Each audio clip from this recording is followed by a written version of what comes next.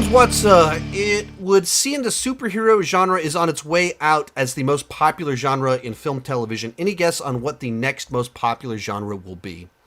No, I really don't. And I think in general, one of the things that we're seeing more and more as streaming services emerge and just the whole nature of things is just disrupted. That it's just dramatically shifting how people consume media.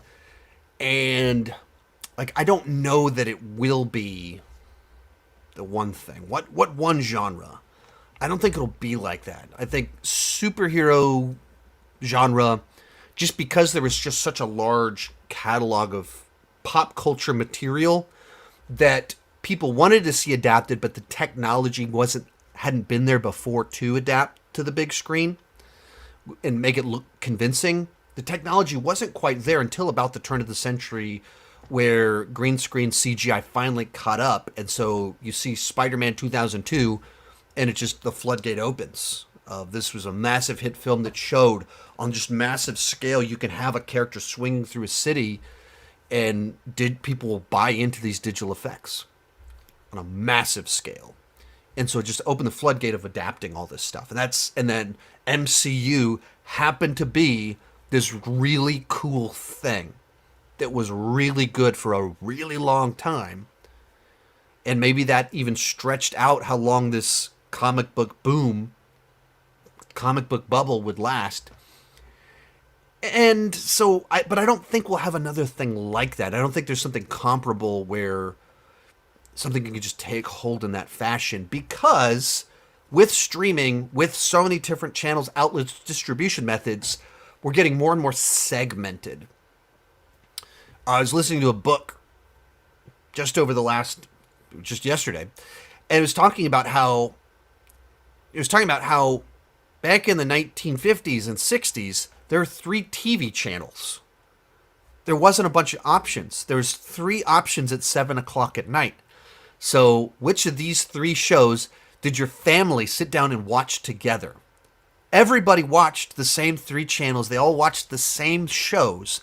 And it referenced like how back in the day, or the way that currently everybody watches the Super Bowl on this one night every year. That's what it was every night. That everyone kind of had this shared popular culture of what the biggest movies were.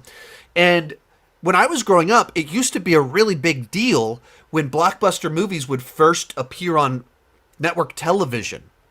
And it would be like 2 years after they came out in theaters, that we're finally putting Batman on in 1992 on ABC. And so it would play on broadcast television. It was a big deal. And so my family had like hundreds of VHS tapes. Not hundreds. About 100 VHS tapes where we would record movies off TV. Because we finally our moment to get it. So everybody would watch the same movie 3 years later. There was like a shared culture, a shared homogeneous experience of it engaging with pop culture.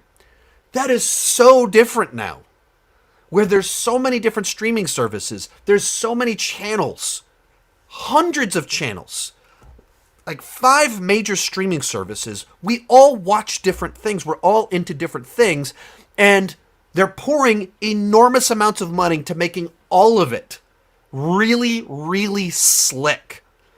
So a streaming show on Disney Plus that might have 1 million viewers, which would get you canceled immediately on network television 20 years ago, has a $200 million budget and it stars movie stars. That's crazy. But I think what that means is, instead of it being like this one genre, this is the one that we're going to get into, I think it's just going to be so segmented. There's just a lot of premium stuff all over the place. Not the one. We're not being pulled together. We're getting catered to as niches with premium stuff, and a lot of it. Most of these clips are pulled from my Patreon live streams. I do about 6 live streams every single month. For $2 per month, $20 per year, you can get access to all the exclusive videos and live streams. For $5 per month, you get your name on my end card. At the top tier, you get a 30-minute video chat with me each month. The link down below in the description has more information.